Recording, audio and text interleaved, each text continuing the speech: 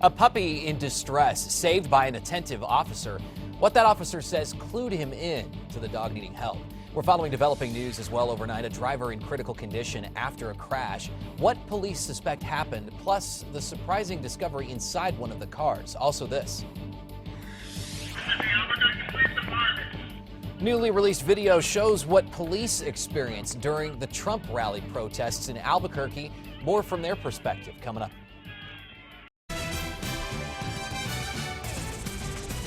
Good morning, everybody. 6 o'clock here on KRQE News 13 this morning. I'm Adam Atchison. And I'm Chris Gosen in for Kristen this morning. It is July 1st, flipping the calendar this morning. That's hard to believe, I know.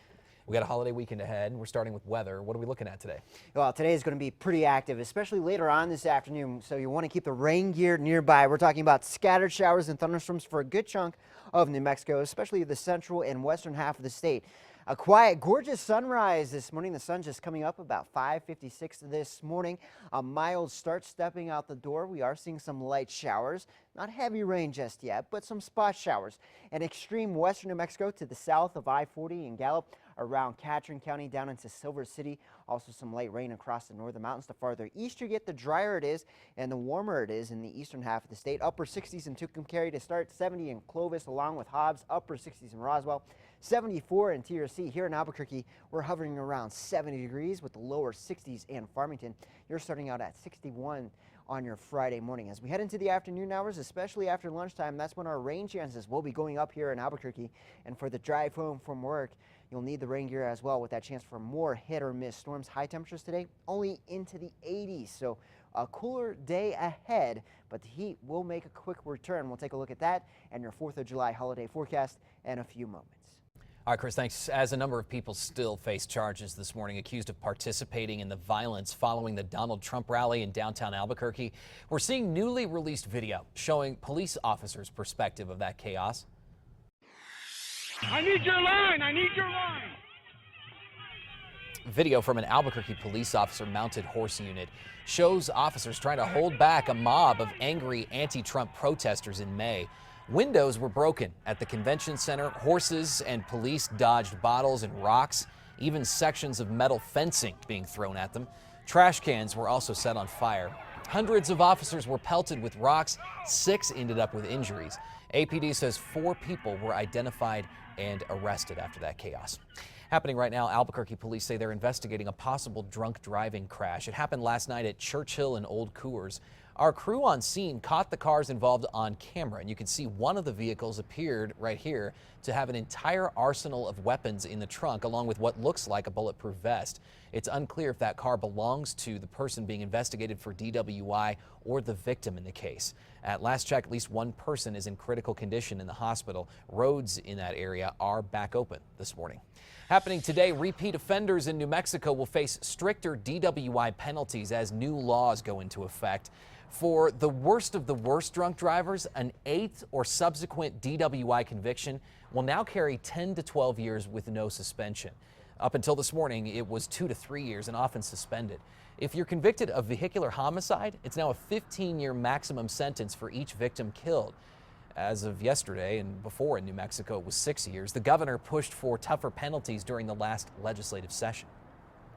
Time's coming up on 6:04. Attorney General Loretta Lynch is facing calls this morning to recuse herself from the Hillary Clinton email investigation following an impromptu meeting with Bill Clinton at a Phoenix airport this week. That chat happened in the middle of a federal investigation into Clinton's use of a private email server during her time as Secretary of State. Lynch maintains the topic never came up. Presumptive Republican presidential nominee Donald Trump called the meeting sneaky and horrible. The Maryland man at the center of a popular podcast called Serial is getting a chance at freedom this morning after 16 years in prison. But a spokesperson says he may not even know yet since he's still locked up in a maximum security facility. I will curb my enthusiasm because there's still a lot more fighting to go. He's still not out of jail. Back in 2000, Adnan Syed was sentenced to life for the murder of his high school girlfriend, but a Baltimore judge granted Syed a new trial yesterday on grounds that his previous legal team failed to challenge the testimony of a cell phone tower expert who placed him near her shallow grave. An Albuquerque homeowner has his roof back this morning after a bizarre mix-up that left him without shingles at all. Obviously, they had the wrong address. Corey Archuleta says he came to check a home he was selling near Irving and Unser on Saturday. Somebody had stripped the entire roof off the house, all the shingles. He asked neighbors about it, eventually calling police. Yesterday, Archuleta found out that it was a crew with the wrong address. They had a little bit of pushback, but eventually they agreed just to, install the materials they had delivered here, and they're going to work it out on their end. Well, yesterday, the crew returned and started putting the shingles back on. Archuleta says the roof was not bad to begin with, but the new one is even better. A generator stolen from an Albuquerque church is back in the right hands this morning. It was recovered by police. The thief was caught on surveillance taking that thing from the Legacy Church at Wyoming and Montgomery. Detectives say they were then able to identify the truck from surveillance video and track the generator to a home in the Heights yesterday. A woman is awaiting sentencing this early hour after being convicted of stealing an APD car, leading a chase, and then crashing. Yesterday in court, Melissa Dominguez pleaded no contest to taking that car and escaping police custody, along with a couple of burglary charges. Last November, police arrested Dominguez for forging checks, but she slipped through the cuffs and stole the officer's SUV. Dominguez did have second thoughts about taking a plea deal. So I can't appeal it ever. But in the end, she took the plea agreement anyway. She's now facing up to 17 years in prison. A New Mexico man will receive at least $1 million after a jury found that UNM Hospital didn't correctly test him before surgery. The jury awarded $4.2 million to James Woodard because UNMH failed to test him for the drug-resistant bacterium MRSA. That led to a back infection and 12 more surgeries that put him in a wheelchair. Although Woodard is awarded $4.2 million, he's only going to see just more than $1 million. That's because UNM Hospital is covered by the New Mexico Tort Claims Act, which places a cap on claims. 6:07 this morning, and 24 new companies are now branded as New Mexico True today. The state tourism department launched the New Mexico True certified program back in April. It allows local producers to use special branding on their packages and their marketing materials. Tourism officials say in all, 53 companies applied. Each company's vetted to ensure that its products are 100% made, grown, or raised right here in our state. A Florida police officer is getting some praise today after jumping into action and saving a puppy that he heard barking in a hot car. It's a puppy, and I can't see it, but it's crying. It appears to be in distress. After checking with his superior, Officer Anthony Giorgio smashed that window, pulled the puppy out. He reached under the seat to find the little dog. The officer and others were on hand there to give water to the little puppy. Authorities say it was 95 degrees outside, at least 150 inside the vehicle. The owners were cited, but the puppy ended up going back home with them. That's because it's so young. Police wanted to make sure that it was back with its mom.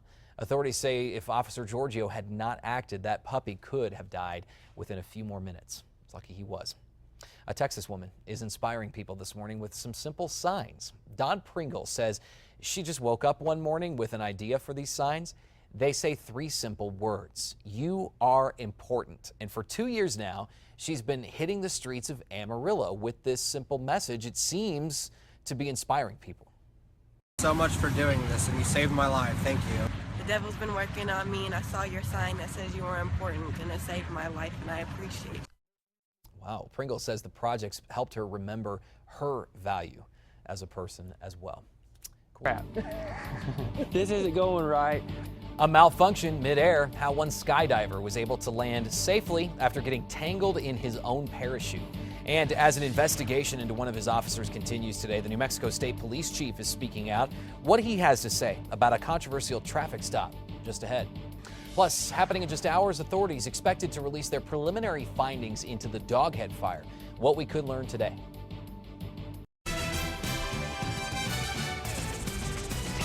Good morning, everybody. I'm Adam Atchison. Thanks for starting July 1st with us here. In just hours now, federal officials are expected to release their preliminary findings on the Doghead fire investigation. Here's what we already know this morning. The nearly 18,000 acre fire in the Manzano Mountains was human caused, but no other details have been given. As of the last update, that fire is 95% contained. Today, authorities say they will address the fire response, rehabilitation, and recovery efforts. That news conference is scheduled to start at 11:30 this morning in Chillicothe. We'll bring you those details as soon as we get them on air and on the KRQE News app. Meantime, firefighters are hoping that rain today may help them stop another fire burning in the Manzano Mountains. Smoke jumpers were called in early to stop the spread of the small fire yesterday, just 11 miles away from where the Doghead Fire burn area is. The Comanche fire is located southwest of Capilla Peak. The Forest Service says the blaze has burned about 1.5 acres so far. It's pretty small, but they say the area where the fire is burning has the high potential to spread. Favorable weather could help them contain it. Again, they sent these smoke jumpers in early. They all kind of lined up and hiked into the area where that fire was burning in hopes that they could contain it quickly. Yeah, fortunately, we have a lot of moisture in place today, and eventually we'll see that rain coming down, so that should help the situation there with that fire, the Comanche fire. At a live look outside right now, just some clouds, especially thicker clouds to the northern half of the metro, looking towards the north, seeing those darker clouds as we have some spot showers across the northern mountains and also some light rain to start on your Friday morning in the western half of the state. Seeing some of that rain coming down around TRC, also towards Silver City and Lordsburg this morning. The farther east you get, the drier it is for now, but later on today we'll see the chances for showers and thunderstorms going up for a good chunk of New Mexico. Right now starting out at 70 degrees here in the metro, lower 60s in Santa Fe and Farmington, middle 70s in Alamogordo. Stepping out the door at 75 degrees for your Friday morning there and 74 in TRC. As we head into the afternoon hours, you'll see the rain chances on the increase. High temperatures today thanks to the added moisture and clouds, only topping out in the low to mid 80s. We'll talk about how long this rain sticks around in your 4th of July holiday weekend forecast in just a few moments. All right, see you in a bit. Thanks, Chris. Cracking down. As you and your family gear up for the 4th of July holiday, fire officials are helping to make sure you can do it safely. News 13's Catherine Mazzone has more on what they're doing. Catherine? That's right, Adam. Albuquerque fire inspectors say they're checking out local vendors to make sure they're not selling fireworks that could hurt you. There's a danger and a risk associated with having illegal fireworks going off. Elizabeth Hernandez is a fire inspector with Albuquerque's fire marshal's office. She says illegal fireworks put more people at risk than just those setting them off, especially considering recent weather conditions. It goes in the desert, so anything that's going off that's illegal can start a fire in seconds. And not only that, but our firefighters are out there on the streets and putting their lives at risk for the citizens to make it safe.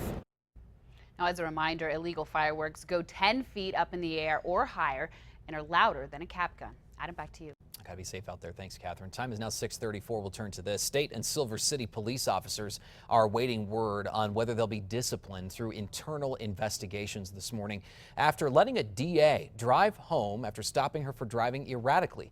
In this police video we showed you earlier this week, a state police officer and Silver City police can be seen letting Grant County District Attorney Francesca Estevez go. This despite reports of her weaving all over the road. The state police chief is now talking about that incident.